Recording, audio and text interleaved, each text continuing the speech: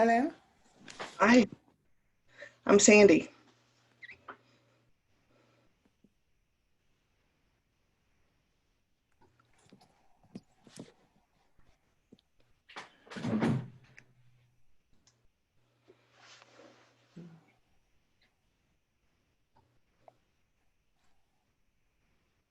Can you hear me? Yes. I can't hear you.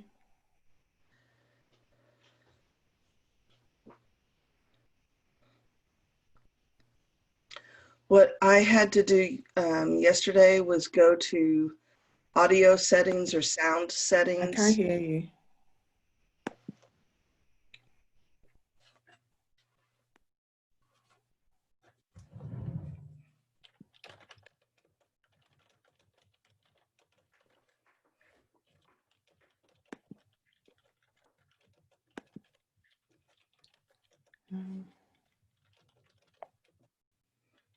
Can you speak and see?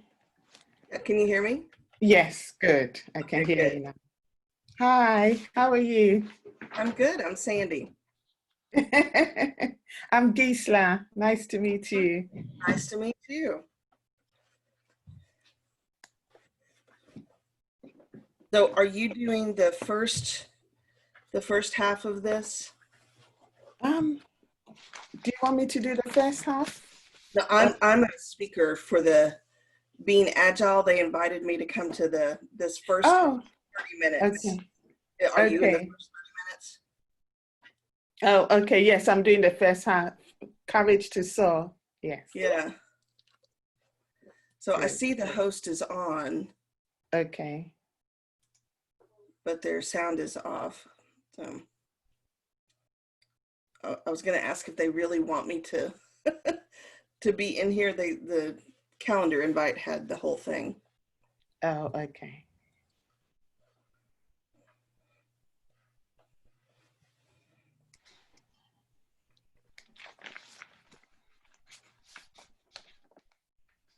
Have you done other speeches for them?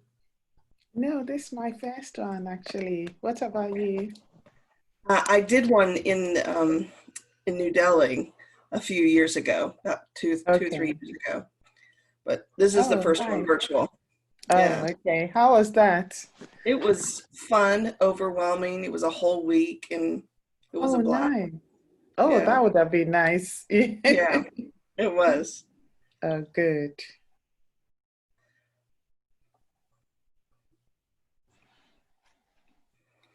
Well, I'm sure you'll want to look at your talk. I'll let you do that. Pardon? Oh no, I'm just downloading there.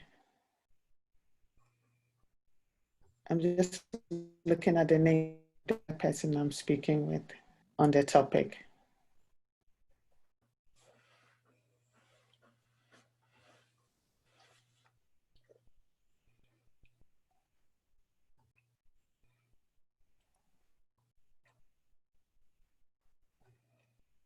So where are you based anyway? I'm in London.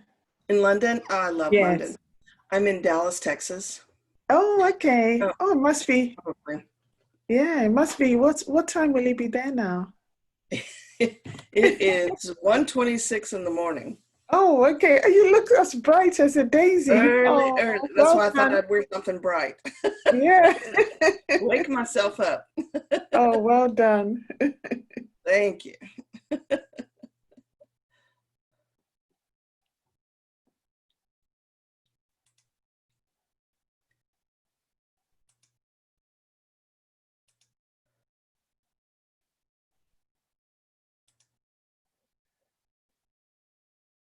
Well, I thought I had the opportunity to change my name. I can't seem to find it.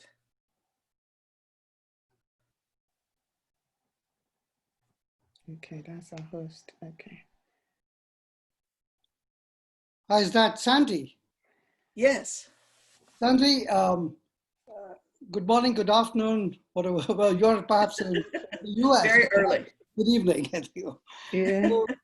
So just to set this, the timelines right, I think you're going in 30 minutes. We have Gisela and Farah who are now slated to speak. So do you mind either coming in 30 minutes or?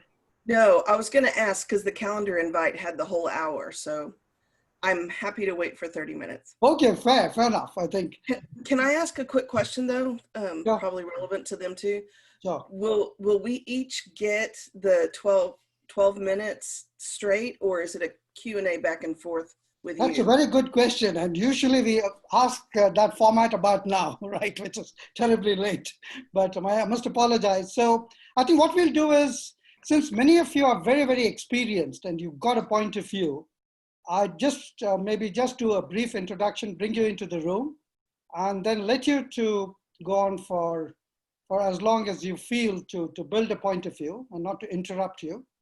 And at some point, maybe we'll wrap it up and then turn it over to the other speakers. So maybe you can get much of 12 minutes, except sometimes if you go on for just too long all by yourself, and you're not a terribly bright speaker, which is not a risk I take with any of you here. All of you are, I think, extremely bright and articulate. Then there's the risk sometimes that the audience fades away. I mean, you don't even know what the audience is. So whatever you prefer, if you feel like taking a break, you can nudge me and then I'll try and ask a question in case you have a bottle of water or something. All right. All right, cheers. Well, I'll be back in 30 minutes. Good luck, y'all. Thank you. Nice to have met you, Sandy. Hi, Sandy. I'll connect with you later. Bye. Hi, Gisela. Hi. Hi, how are you? So, Sachin, we can't see your video. Is that intentional? We can't see you. Oh, you can, right. Thank you for, Okay. all right, okay. Oh, yes, good. Okay, sorry. Yeah. So I suppose we could begin. Yes. Okay. Yeah, we could begin. So let's do that. So firstly, it's my honor on behalf of the Women Economic Forum to welcome the two of you to this brilliant discussion. Thank you. Both of you have a phenomenal career track record, and we could spend perhaps almost the hour detailing all your accomplishments. So first, let me just begin with Farah, who happens to be in some ways our friend here in Bangalore. Farah Ismail is a leadership coach and consultant. She runs her own personal consulting firm called Interact Consulting, and where she basically advises leaders on how to build those competencies, particularly cross-cultural ones. And Gisela, you sitting in London or in the UK, you'd understand how wrong we get about each other in the world if it don't come from a certain sensitivity. So that's really Farah's contribution to larger mankind. She also runs a signature program, I think, designed largely for women. And how do you get women to build the assurance, the confidence to grow as leaders?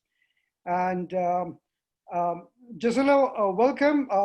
You're a fellow of the Royal Society of Arts. I'm a fellow member as well. So it's very nice to meet someone. Oh, nice. And you've had a stellar record working for GE for many years, overseeing their healthcare practice. You've written 45 papers in public policy on this, that, the other. You are a first-time medal winner in Britain. So maybe we'll get to a little bit of your introduction ahead of you going to speak. So let me just bring in Farah at the moment.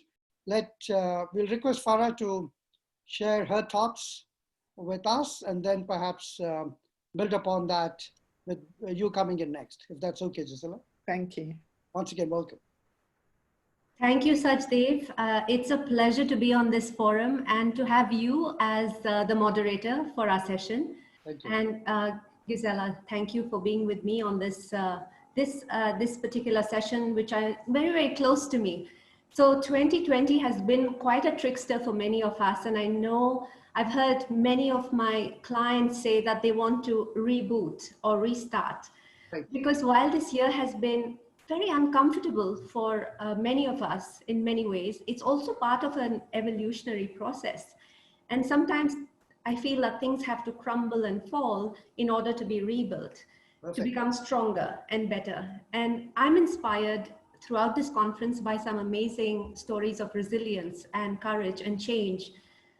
Today, I wanted to bring one story of a lesson from nature, and especially from a butterfly, a specific butterfly called the monarch butterfly. Right. I'm fascinated by this because each year 300 million monarch butterflies complete a migration of 4,000 kilometers from northern Canada to a forest in Mexico. Can you imagine that? Right. And while they appear to be so delicate and fragile, they are surprisingly resilient. And some of them also fly up to having 70% of their wing surfaces missing. Right. So each of us have faced the adversities in some form or another in our lives, and I'm no exception. How we deal with it is really what defines us. So I wanted to share that in this adversity that we're all going through lies the opportunity to discover resilience and to discover this superpower, which I want to talk about, which is clearly courage. And that's what my focus is today. Now, my word is courage, and courage is a heart word. And it really means to speak one's mind by telling all one's heart. I just love that definition. To be honest, this word courage found me some time ago, but only recently have I realized that it's time to embrace it. And it shows up in my parenting, it shows up in my coaching, in my leadership, and in the choices I make. Now, what's the most courageous thing you've ever done? You know, sometimes you get these images of bungee jumping, or sometimes you think of skydiving. And I have a few of my clients who do solo travel all across the world. And I think about that and I say, wow. But today I want to actually bring in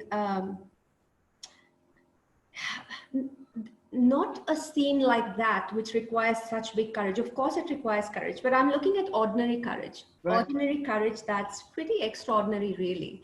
So I want to share one example of when we pay attention, we see courage every day. So in a virtual cohort, one of my coaches raised her hand just a couple of weeks ago, and she said, I'm completely lost. Right. I have no idea what you're talking about. Now, do you know how incredibly brave it is to say, I don't know? Right. And when you're pretty sure everybody else in that Zoom room gets it. Of course, in my 20 years of facilitation and coaching experience, I know that if one person can find the courage to say, you've lost me, there may be a few more who are in that same space. They may not take the risk, but they certainly benefit from one person's courage. So for me, just that act of courage of speaking one's heart and mind is just brilliant. Another amazing story is something close to me. It's, I remember clearly when I saw an act of courage from my daughter. She's a beautiful 20-year-old. Her name is Sama. When she was younger, she called me from a slumber party at 10:30 p.m. and said, Mom, can you come and get me? When I picked her up, she got in the car and said, I'm sorry, I wasn't brave enough. I got homesick. Right. It was hard. And I just told her, Sama, I think asking for what you need is one of the bravest things that you've ever done. I'm proud of you. So these stories, I just believe courage has a ripple effect. Every time we choose courage over comfort, we make ourselves and everyone around ourselves a little braver. And our world really needs that today. And I think that is what is most important today. But why is courage so difficult to muster for some of us? And I hear this word about being fearless. So I want to share that it's a myth that courage equals fearlessness. Right. It could mean fearless, but not being fearless, right? Interesting. Yeah. So I just want to say that if you watch a horror movie, you will feel the fear even though you know it's not real. Right. Right? So even your body reacts differently. So if you put in some serious thoughts, I think you will find that much of what we fear is just imagined. It's just imagined. It's what we believe. And the more we focus on the fear, the more it will grow. So, and it's like wildfire. So what happens, fear can increase, and likewise, courage can also become contagious. And I don't want to use the word contagious today. And that's why I'm calling it a ripple effect. And another thing I find that a lot of thing that stops us from being courageous is this fear of failure. Mm-hmm. And for me, failure is, it's really about, it's an imperfect word, because the minute we learn from our failure, it's no longer a failure.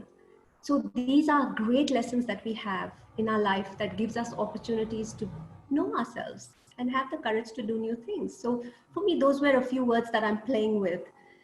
And I also believe, I want to add one more thing, that we lack clarity. Sometimes that's because of this lack of clarity that we can't make that first bold, courageous, massive action we want to take. And it requires just that one step, correct? So clarity really helps us to have courage.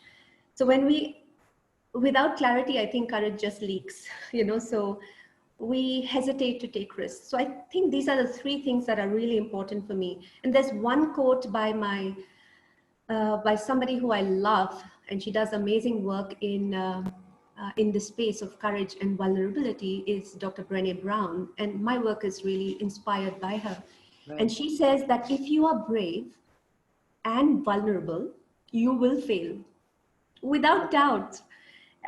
But you will also rise again. Right. So for me, that is where I get all my energy from, because it's easy to overcome this fear of feeling foolish, embarrassed, being incorrect, being imperfect. But it's really about building that muscle. And that's what really changes everything. Yeah, so that's where I'm actually going with. So if I think about it, courage has a ripple effect. If you're in a football stadium or a cricket match, you see everybody doing the Mexican wave, It's such a beautiful orchestrated vision of this whole stadium going like that. But where does it start? Where does the ripples, where does it start? That whole Mexican wave.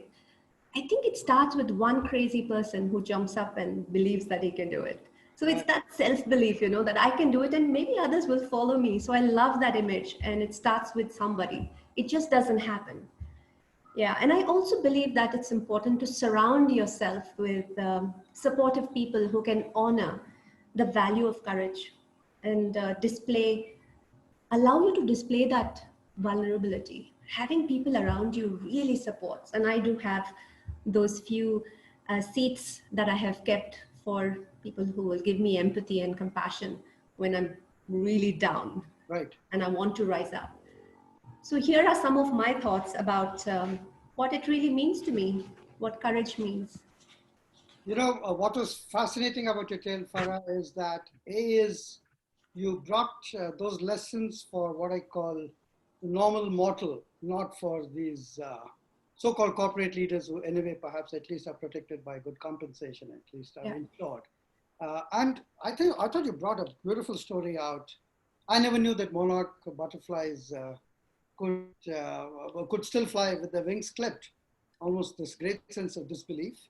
And just reacting to the other point about experiencing fear, I'm what's called a flaneur. I like to walk cities and discover them, Yeah. And so on a good day out, I put my walking shoes and just walk and innocently walk. Sometimes I was up in New York City, and I think I'd got to the river, and it gets very, very dark. And I saw a man dangling a cigarette from his lips across the streetlights, looking like a gangster. And then I fled. I went back to my hotel. But maybe the guy was just innocently, and on a good day, I would love to have portrayed, maybe dangle a cigarette myself. But the point is, we have these strange phobias of the shadows of the night playing out in our mind. And I think you're absolutely right. And the other really lovely thing I completely agree with you is this whole sense of vulnerability. I think a lot of these suicides we see even with celebrities today is because they are living in some type of a cocoon, not letting their guard down, saying it might all just go away. And maybe there's some at risk, but not all. So terrific, I think. So what we'll do is,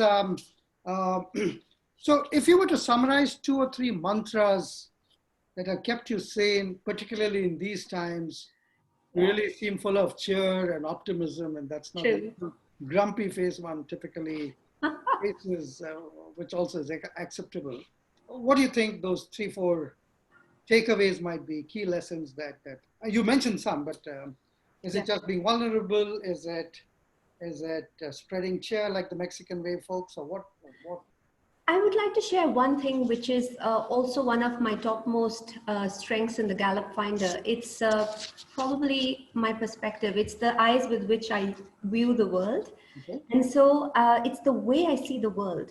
And it's optimism and the fact that things are going to be great. And I look at the world with such awe, and that really helps me to really get up from where I am. And I love that the fact that the world is filled with great opportunities. Right. And anytime I experience anything, I don't have to think of, why is this happening to me?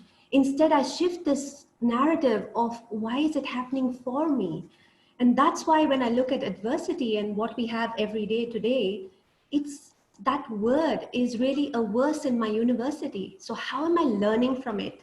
So really, my mantras for living a life full of courage and unlocking courage to be the most amazing person you are is really to that belief in yourself, that nothing is impossible. I mean, I can do anything. Choosing courage over comfort. And I share that. Don't be complacent. Explore new avenues, new connections like we are doing today. Right. And focus on yourself. And I chose myself, and it requires a courage to pay attention to yourself. Right. And not to feel guilty about it. And lastly, I think what really helped me is what led me and which lit my path is my values. So I'm so clear about my values that I know that this is what will help me choose the direction I want to go and what I want to do. So I chose courage, respect, and growth. And that's what served me. And lastly, I would want to say that share your joy, because giving back to the community like we are doing today with the All community brings incredible growth and abundance. And I think those are my mantras.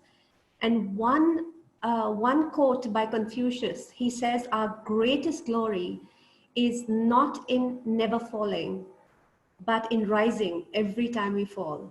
Right. That's what keeps me completely focused on looking ahead and not turning back and just crying about where I've been. That helps me, but it's really about looking ahead. That's what serves me, Sajdev. Well, wonderful. I think if we got that clear-headedness amongst all of us, the world would be a much more joyous place for sure. It's not easy, but it requires a lot of effort and time to be in that space. Thank you for a very inspiring presentation. I think we all will truly benefit. At this stage, may I request Gisela to come in? I know you've been patiently waiting in the wings. And I would still ponder over your profile, Gisela. So you are a fellow of the Royal Society of the Arts. You're the chair of the British Science Association, all very, very big and well-earned titles. You worked on many projects with the World Health Organization, the UN, the World Bank.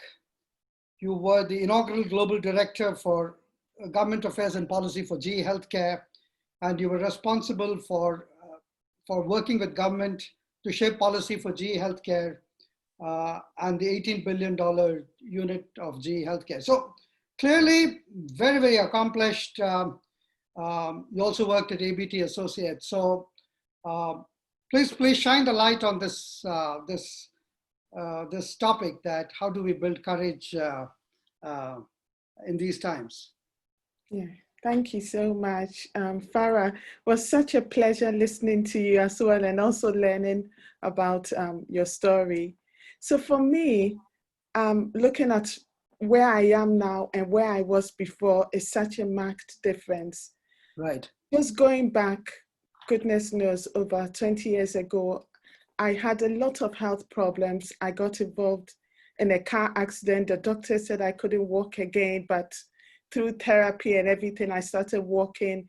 I had a condition called endometriosis, lost a kidney as a result of it, bled so much when I was having my child, who is 16 now, and, you know, both of us almost died. So all that made me determined to become a health advocate, because I was in and out of hospitals so much. Right. I've only summarized a couple of the conditions. I had every sickness I can think of. And my phone number was on my doctor's fridge. That's how worried she was about me. And through that, I sank low into depression.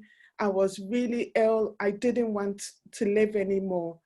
And when I finally, my family and friends helped to pull me through, when I finally got out of it, I said, you know, I've been in hospital so much, in and out.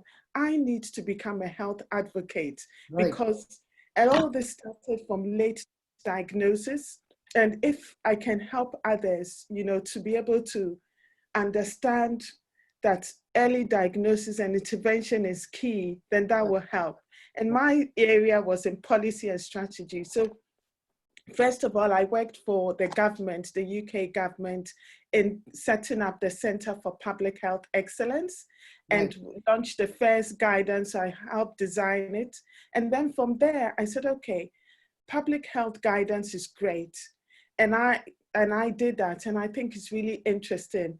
But that gave me the impetus and courage to then apply to work at GE Healthcare.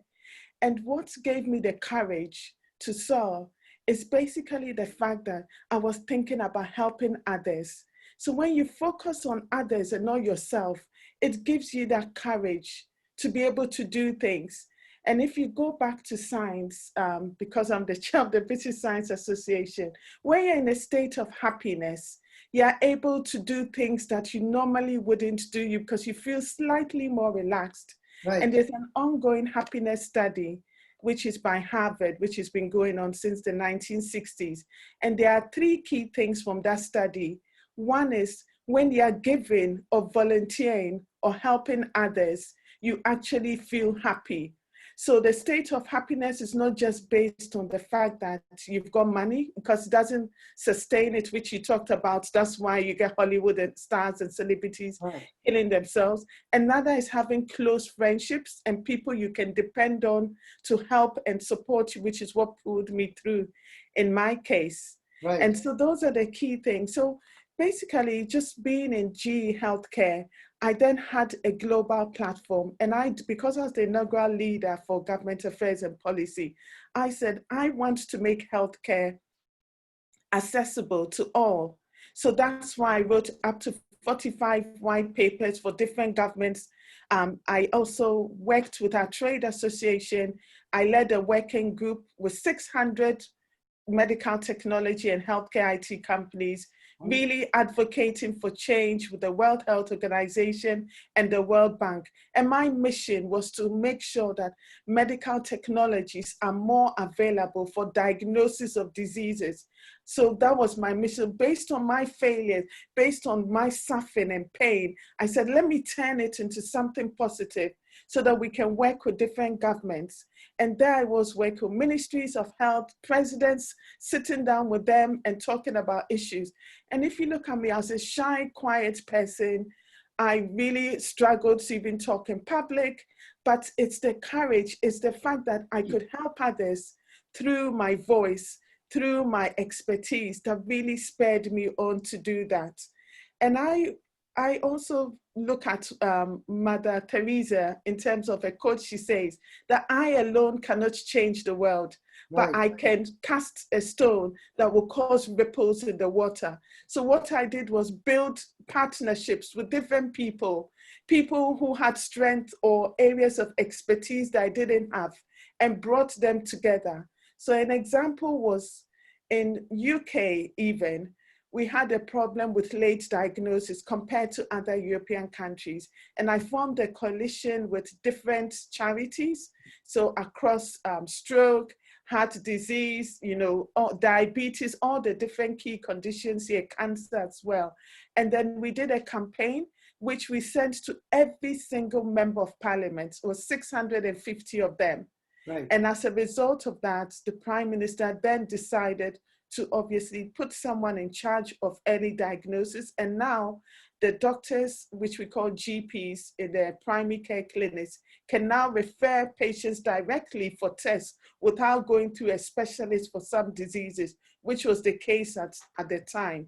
But it was having that courage and saying, what do we want to do for people? How can we help people to have early diagnosis? My condition of endometriosis took 7.5 years to be diagnosed. I said, that is unacceptable. So it was that said, I need to do something different.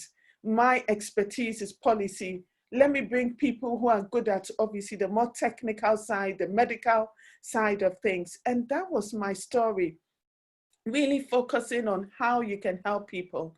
And then obviously I then became the chair of the British Science Association. I serve on quite a number of different advisory committees, but I spend a lot of my time talking to students as well at secondary school level, really talking to them about career options, talking to them about finding a purpose. For me, it's important to have a purpose in life. That's the number one. A purpose beyond yourself, a purpose beyond just making money, a purpose to help people, help us to enable societal change. So my purpose is to improve the lives of people, quite broad, but I've focused on it from a health perspective. And anything you can do is important. So last year I wrote a book that really summed up my journey in finding my purpose. And then I've given some steps, which is, and I think Farah mentioned it as well, having like-minded people, you know, getting rid of negativity, because what I felt that was important was having positive people around me. When I went to GE Healthcare, GE, of all of GE, was a $300 billion company. Right. It was the #1 company in US when I joined, and really everyone loved GE. And I got in there from the public sector, had no experience, and I thought, oh my goodness, I felt like imposter syndrome. So right. I said, I need an internal mentor to help me to navigate all this, because I have the knowledge, but oh my goodness, like, gosh, 56,000 staff were operating in over 100 countries. How am I going to do this? And so I went to a vice chairman of all of GE, not GE Healthcare, who was very high up, very well respected, wrote to him, shaking even when I was writing the email, asked him, can you be my mentor? Because I'm new into GE and I know you probably don't know who I am. I gave a bit of my background. And a couple of days he wrote back and said, actually, no one has ever asked me to mentor them, so why not? And that's how and you had the courage to he became my mentor. And when people heard, they were like, how did you get him to become my mentor? I said, don't ask, you know. And he really helped me. He coached me. He held my hand. He navigated, you know, basically how GE works, and gave me a broader perspective, not to just focus on helping GE Healthcare, but the wider GE as well. And right. So that was really important. So for me, so wherever you are in your journey, it's important to have a mentor, someone who is above you, because we all have people who are higher than us. We all have people who are behind us in a sense. So you have a mentor, and I also say it's important to be a mentor to someone as well. Now I have so many mentees, I can't even count, you know, but that's the beauty of it, because you're sharing your pain, your lessons learned, so that if they can even get 1 point from it, hopefully they will make some of the mistakes you make as well. And I have a favorite saying, just like Farah as well, which I have to read because it's a bit long, and it's by Woodrow Wilson. Okay. You are not here merely to make a living. You are here in order to enable the world to live more amply, with greater vision, with a finer spirit of hope and achievement. You are here to enrich the world, and you improvise yourself if you forget the errand. Right. That was absolutely fantastic. Firstly, I think your honesty to tell your story from what I call the dark trenches to now to such heights of glory, and your deep and consistent desire to serve society. So 2-3 things, Gisela, just as a reflection. we talked of endometriosis. Yeah. I'm doing a healthcare startup, which actually is building algorithms to help doctors, not commit those many diagnostic errors. Yes. We're trying to build algorithms that will connect vital signs and symptoms in an evidence-based manner. But my own research says there are 190 million women worldwide who suffer from endometriosis. Yes. So if you build this formula correctly and you move the knowledge across the world to all gynecologists, hopefully some woman doesn't have to go through the same torturous path before finding hope. So that I thought was very powerful. And the other bit is this thing you said about living with purpose. And Farah is also another lady who lives with purpose. But my favorite story is again from Mother Teresa. She was trying to organize some funds for her missionaries of charity, a little charity home in Calcutta for lepers. And there was a rich businessman who came her way and she said, can you give some money to me? So he started to spit in her sari, which is so disrespectful. So the mother then said, now that you've cleared your throat, can you now really give me some money? Right. So what I'm saying is that's the power of conviction, that I can subsume my ego for a larger purpose that I need to serve. And it's almost spiritual, it's blinding. And I think both of you have shown the light in this wonderful conversation. Are there any final thoughts? Because technically we are about a minute away from wrap up. I see Sandy waiting in the wings, eager to jump in. But if there are any other final thoughts, what's the book you mentioned, Gisela, that you wrote? Yeah, it's my journey in finding my purpose. Oh, that's cool. With 10 steps to enable you to have a fulfilled life. Great, we'll rush it. Yes. It's a very short book, very quick read. Yes, it's an ebook anyway. Yes. And do you want to say something? Pardon? Any final words of advice? Yes. My final word is, because of this pandemic going on, a lot of people have lost their jobs. A lot of people are transitioning. Even if you are still at work, the new normal is different. Do not be scared. Don't see failure as the end of, the world. See it as an opportunity to try something new, explore, look at transferable skills. What are you good at? Use it as a time to do a SWOT analysis of yourself. We're all not good at certain things. Don't worry about that. Focus on what you're good at and use that to help you to move to your next stage of your life or career or whatever you're doing. If I can bounce back, believe you me, the timid Gisela, anyone can. Right. Wonderful. I love that. And Farah, do you want to say your golden word? I think this has been such an inspiring conversation, and thank you, Gisela, for giving me so many beautiful stories. Of course, our life is filled with stories. So I would just a week ago, I invited a group of people to write their 10 acts of courage in their life, anything you remember. Nice. So I just, and there was one person who actually, for the first time, had written this down, and she had made a video of this. And she said, just speaking about one of those 10 acts of courage made me really realize, what my life has been. So I feel that it's important for us to get some spaciousness in our life right now, because that's the word that I use to really ground myself this last few months, and to reinvent myself. So that word spaciousness is where will give you that beautiful inner time to go inside and tap into these amazing talents you have, and just maybe do a life audit. What has been my highs and lows of my life, and you'll just see so many paths to resilience, so many things that helped you bounce forward, and that's really the key. And of course, connect with people who are also in this space, and it would really give you the impetus to start thinking about what is your calling and what would you like to do, and just take that next step. That's what I believe that you could do.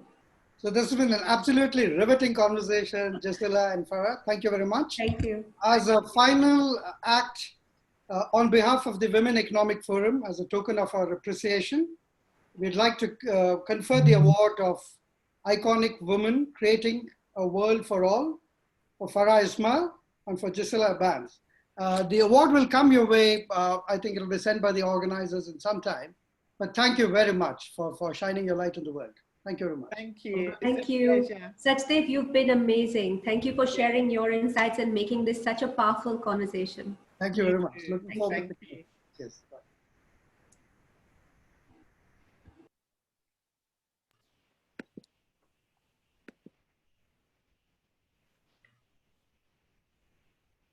Right. Sandy, we have you. Yeah. Yes. Yeah, good. Yes. Sorry to have kept you waiting. You know, That's all right. How are you doing? Good. What time is it there, though? It is 2 o'clock in the morning. Oh, good Lord. You look bright. That's why I'm wearing something bright. Yeah, exactly. You look very cheerful. Thank you. And where are you located in the United States? I'm in Dallas, Texas. Dallas, Texas. I used to often run up to Plano, to EDS. Oh, yeah. Yeah, right. It's a good place. It's a good place. Yeah, sure. Thank you. We also have Dr. Maha Aziz. Hi, how are you? How are you? I'm well. I'm actually calling you from Salzburg. I came here for some work. The travel is a little bit easier these days. And are you going to play us some music from The Sound of Music then? I was tempted. I was very tempted. But so a warm welcome. Thank you for showing up from wherever in the world to enrich this series of conversations that the Women Economic Forum is hosting as its first ever digital summit. And it's odd that you have a male moderator, and if you're okay, I shall continue with the conversation. Absolutely. We're trying to break some stereotypes here. So both, I think, Sandy and Maha, thank you for being here. Both of you have, I think, extraordinary backgrounds to talk about this very complex issue called VUCA. I thought VUCA was invented a couple of years ago, and those waves of change have kind of died out, but it looks like we're still riding the surf, right, on this one. And it just seems to amplify both in magnitude and scale. So what I'll begin is, rather than spending any more time, I'll make 1 minute introduction of the two of you for the audience. They, of course, have your speaker bios in the library. But for Sandy Mitchell, you run something called the Apex Catalyst Group. That's a firm focused on building leaders and their companies. What I see in your extensive and impressive resume is that you built a great corporate university for a Fortune 500 company. And maybe there were some huge learnings there as you learned to kind of manage the matrix, if you might.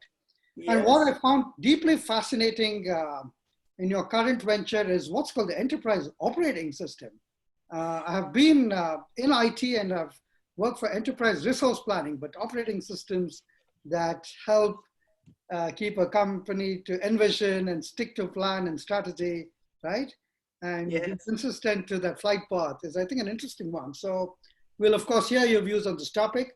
Let me also do a quick introduction of Dr. Maha Hussain Aziz. Dr. Aziz, if I'm correct, you are a professor at the New York University. Is that at Stern or some other campus? Or? At NYU, Washington Square, campus, main campus. Right, wonderful. And what I found incredible in your background was you're a cartoonist in global risk. I don't think those two, humor and risk, I think we need that really now. But you really are a cartoonist in global risk and prediction. So you are like Nicholas Taleb in some ways, right? You know, it was my dream to be a cartoonist, so I drew this comic book. I'll quickly show you. It was just a side project, and it teaches kids about global risk. And I didn't expect it would win a few awards. So it was right. And that's the book you published with Amazon, Future World. Oh, that's this book. This is my latest book, and it's about global risk as well. Right. So you get to. Are you taking rest in Salzburg? Because if you're a professor at NYU and you're writing a comic book and a serious book, I don't think you have much time for much sleep, right? You know, I've been, I was in London for most of the last few months for the pandemic. I was spending time with my parents, but I'm here for the Convoco Forum. So I just delivered a speech yesterday. Oh, wonderful. So I guess work is back on. Right, wonderful. Thank you. So what we'll do is just to maybe put some order into this conversation, we'll get Sandy to come in first. Sandy, do you want to make some points of view on what you make out of VUCA? Are we just running into a world that will endlessly be more VUCA, or are we just worrying incessantly? Are we so working from a sense of fear about more of the unknown? Is the unknown really more unknown? And things like that, or whatever you want to say. And then we'll get Maha to talk similarly, and then we'll do a few wrap-up questions. Thank you.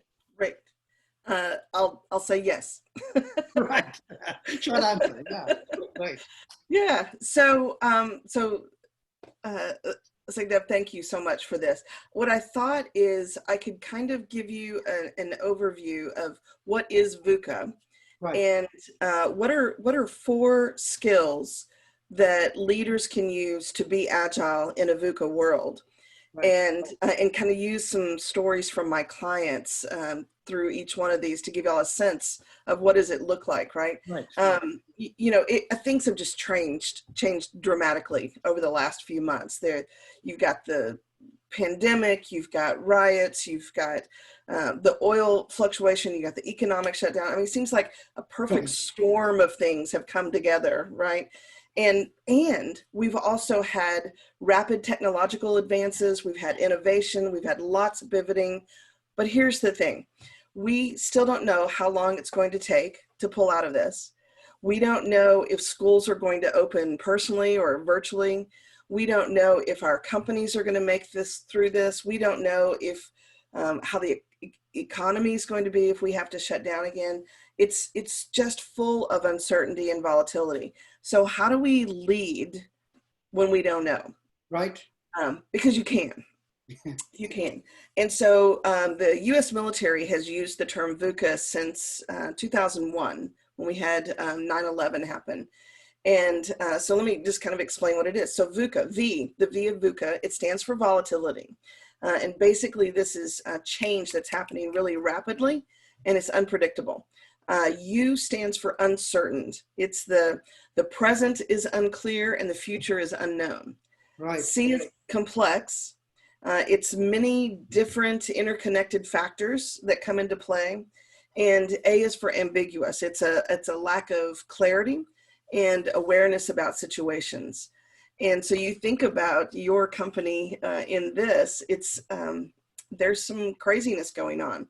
So I have a client that was on track for 150% increase in revenue this year.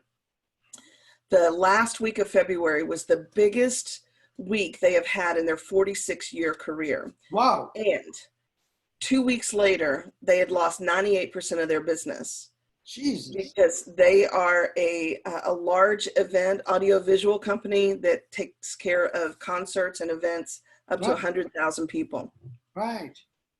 Yeah, so huge pivot from thinking they're going to be 150% bigger in revenue to losing 98%.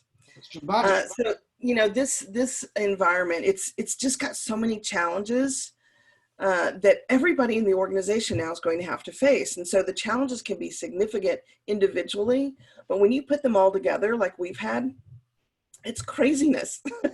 Right. So here's one of the things that I think, Sekdev, I think that the this whole pandemic, this whole confluence of things is really showing that we as companies need to be as human focused as we are goal focused.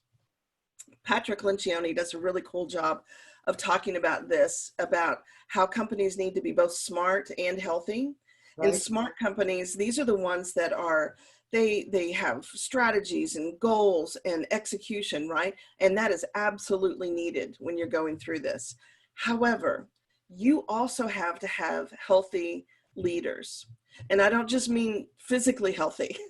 Right. I mean, what Lencioni describes healthy leadership teams are those that they're aligned on their vision. They feel like they've got each other's back, right? They support each other rather than point fingers and blame each other.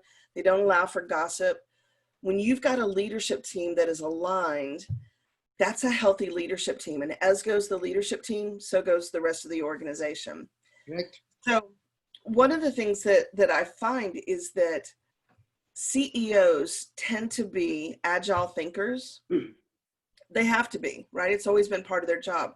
The interesting thing is that now agile thinking needs to go all the way throughout the organization. So for example, the client that I was talking about, she had to lay off everybody but 10 people in her organization. Wow. Yeah. I mean, you know, when you're losing 98% of your business. And that really hurts both ways, right? It absolutely does, because they've been in business for 46 years. They're a family-owned business. So those people have been with them forever. They feel like family, even the ones who aren't married and born into the family. They call themselves the Big Ten, and having everybody in the Big Ten being agile, it's vital to the sustenance of their company. So here's the 4 skills that we're working on with that company to help them hone their management in a VUCA world. The first one is building trust. Right.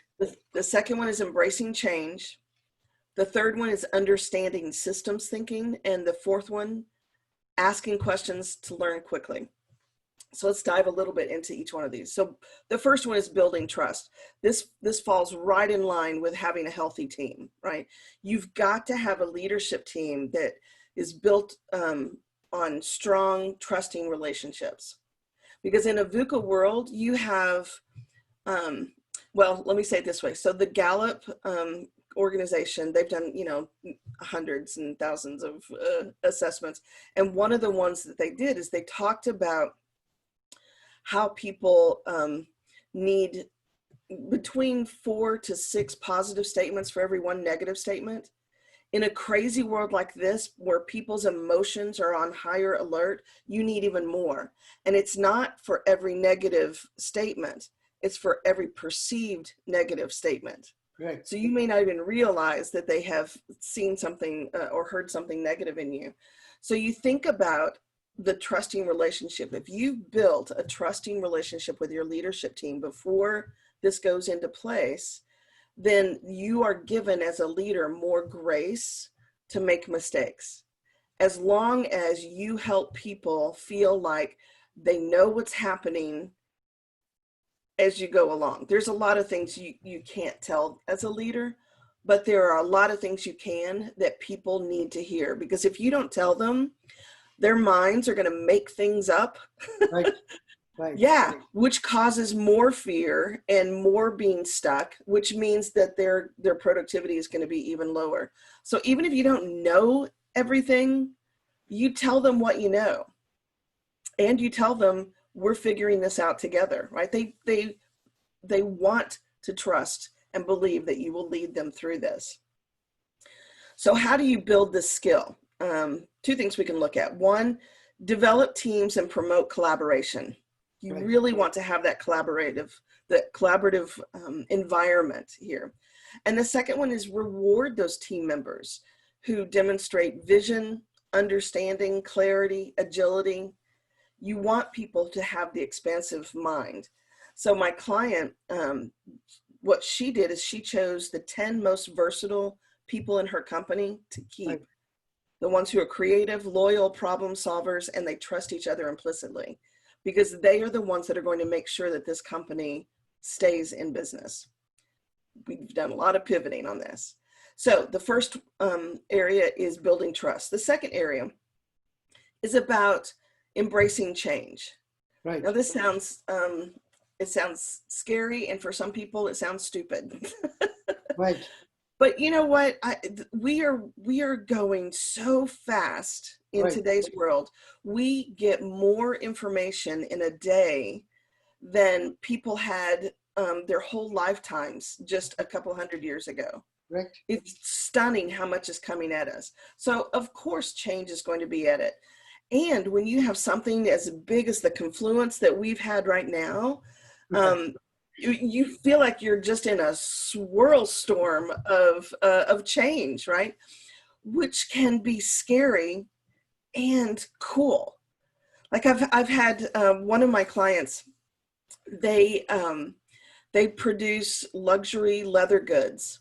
Right. Now, they almost went out of business because who's buying luxury goods right now, right? Right. But what they did is they stopped and they looked at what their system, their supply chain is, and they realized we have a really powerful supply chain. So they were instrumental in guiding their whole supply chain in shifting so that everybody in the supply chain is now producing PPEs or personal protective equipment, and they're serving the world, and they are making more money than they had over the last 2 years. But they're doing it by helping the world, right? So they're really powerful in what they're doing. So by embracing change, they have the ability to be able to see, even in the midst of constant change, I have the ability to control what I can control. Correct. Because what other people do is they stop and they freak out and they get stuck and they're looking at, oh my gosh, we call it problem admiration. Right. This problem is so big, and so you don't even know where to start. Right. Sandy, sorry to interrupt. Could I request you to say your bit in the next minute, because I think we'll get Dr. Mahat to come in for a bit, and then we'll do the wrap up with the two of you. Yeah, absolutely. So we've got embracing change. The next one is understanding systems thinking.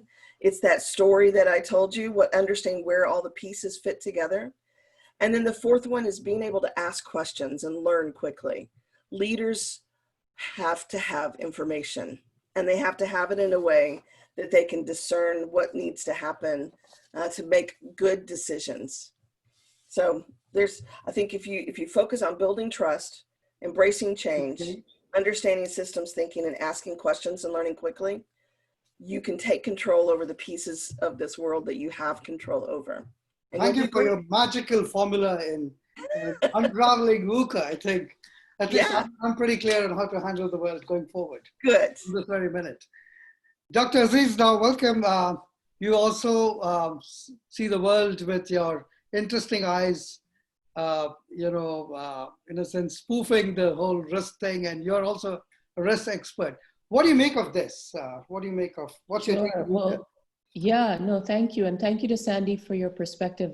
That was really enlightening. I look at the world through the lens of a social scientist focused on global risk, and that basically means identifying the threats to stability. So I just thought I would share a few assessments, predictions about where we're headed given COVID-19, which I hope will make people more able to understand the sensitivities around the current situation and to be more agile and make appropriate decisions. So first of all, I want to suggest that geopolitically, the coronavirus has reminded us that the traditional US-led multilateral world order is over for the moment. Right. I think we can all agree that we've been speculating in the last decade, who's in charge of the world? Is it US? Right. Is it China? Is it the competition between the two superpowers? We're going to keep speculating about this and scratching our heads and wondering who's in charge of the world. But I think the US, it's clear that the pandemic has shown us that we don't have global leadership in the way that we've had in previous decades. Yes, the G20, G7 met to discuss a unified response to the pandemic, but a global response is clearly lacking. And I think what's interesting to observe is that we've witnessed a unique form of COVID-19 bilateralism that's tried to fill the leadership void. So you have countries like China, countries like Turkey, Cuba, connecting with other countries through COVID-19 diplomacy, sending medical supplies, sending other related medical support. And I think it'll be interesting to observe how these bilateral alliances that have emerged during this COVID-19 pandemic, how they will reshape our world order in the coming decade, in fact. It's also interesting to observe the emergence of certain billionaires who have directly offered support to certain governments, people like Jack Ma, Adrian Chang, Bill Gates, the usual suspects perhaps, but what that will mean for the changing nature of power in this coming decade, this relationship between non-state actors and state actors through the guise of COVID-19 bilateralism. And how will that reshape our world order, our understanding of power? Of course, we know that vaccine nationalism could also reshape our world order, this competition for the vaccine, right. Or if one country suddenly develops the vaccine and offers it to the world, that would certainly redefine who's in charge. But I think that the uncertainty is there, and I think we need to keep track of how these different actors are interacting and what that will mean for reshaping our world order. Secondly, I want to quickly say that politically, COVID-19 has given most governments a chance to gain more legitimacy in the eyes of their citizens.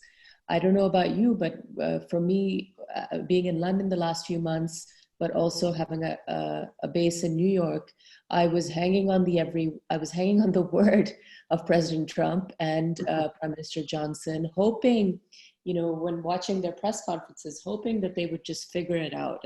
And obviously, as time has gone on, I think many of us have felt our governments globally have fallen short. And that's why we've seen bursts of anti-government protests against the lockdown measures, protests about whether the governments have done enough for us. And if you reflect on the last decade, in fact, we were already faced with this crisis of political legitimacy. In fact, 2019 was perhaps the year of the protester, where there seems to be this recurring dissatisfaction that maybe there is a better way to govern, maybe there's a better system, political system ahead of us. And in terms of COVID-19, it's just exacerbated that, and we're going to continue to see these anti-government protests emerge. Could we perhaps think in the coming decade about a new social contract? Will that help us navigate this relationship we have with our governments? Something to think about. Thirdly, economically, we all know the recession is here, it's coming, or it could lead to a depression. We've had a brief period where governments have had an opportunity again to regain legitimacy through their relief packages. But I think as time goes on, we will see that many citizens will feel left behind in a post-pandemic economy, and we'll see more precariats. These are people who are who feel left behind, who don't have an occupational identity. They're jumping from one temporary job to another. Right. And I think sadly, we'll see more of that, because as we know, logically, not all jobs will return after the pandemic. We don't even know when this will end. And even in this coming decade, we were already heading for a significant amount of unemployment because of automation.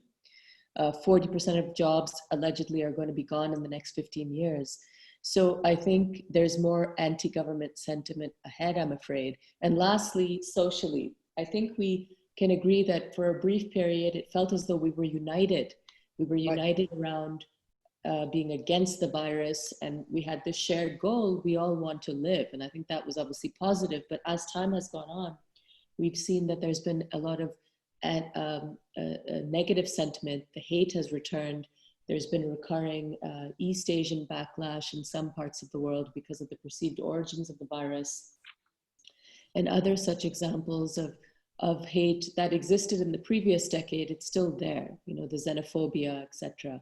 So I think we may need to really reflect on who we are in our individual countries. Are we globalists? Are we nationalists? Do we care about the other? COVID-19 has exacerbated that tension that has existed for the last decade. And as I discuss in my book, Future World Order, and the upcoming sequel, The COVID-19 Effect, it's going to come up more.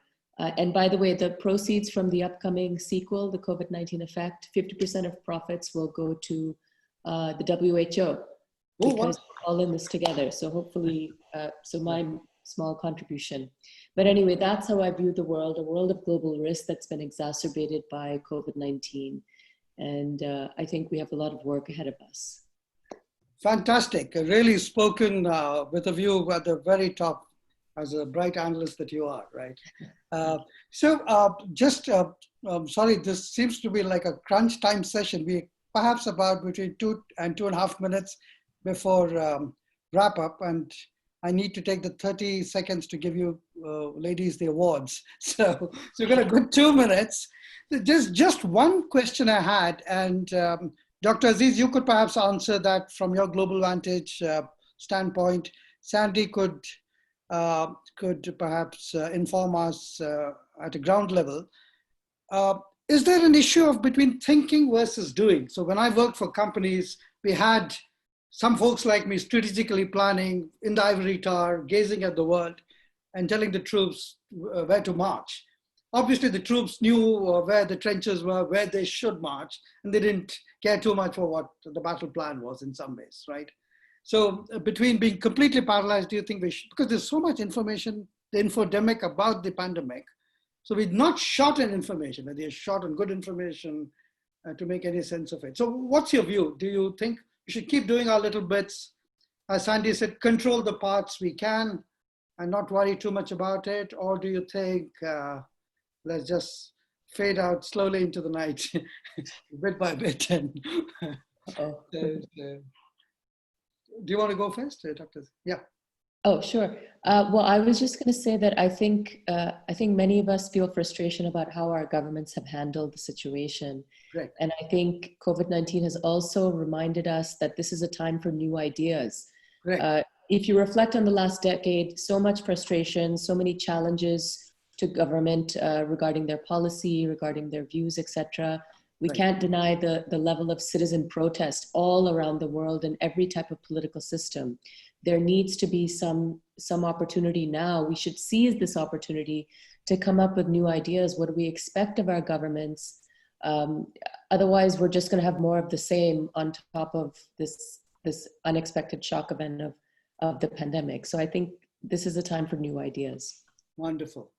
Sandy, any final thoughts? Yeah, I think kind of two parallel things need to happen at the same time, because I work primarily with small and mid-sized companies.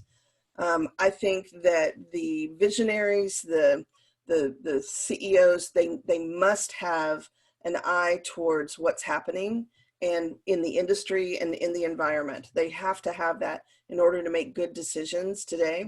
Right. And the integrators, the people who are leading the companies, they need to have plans that are flexible. Right. They need to be able to shift. So I think the big thing that they need to do with their employees is to communicate strongly, communicate clearly, and be willing to ask the people on the front lines, what else could be true? Right. Quick thing, my client who's the event company, they've got 6 huge trucks. They've pivoted from being an event company to being a long haul trucking company. Wonderful. Yeah. Yeah. So it's being able to look at things from a different perspective, both from a big industry trends, and then also what do we do on the ground to keep our people paid and fed. So on that note of agile activity and optimism, let's bring the session to a close. I would have loved to continue to chat with the two of you incessantly and forever, but finally, really, it's really my honor on behalf of the Women Economic Forum, in a token of our appreciation for your time and ideas, that we'd like to award you the iconic Woman Creating a Better World for All, to Dr. Aziz and to you, Sandy Mitchell. Thank you for your time. It'll be a pleasure staying in touch. And thank you again for your time and ideas. Thank you very much. Stay well, stay safe. Okay.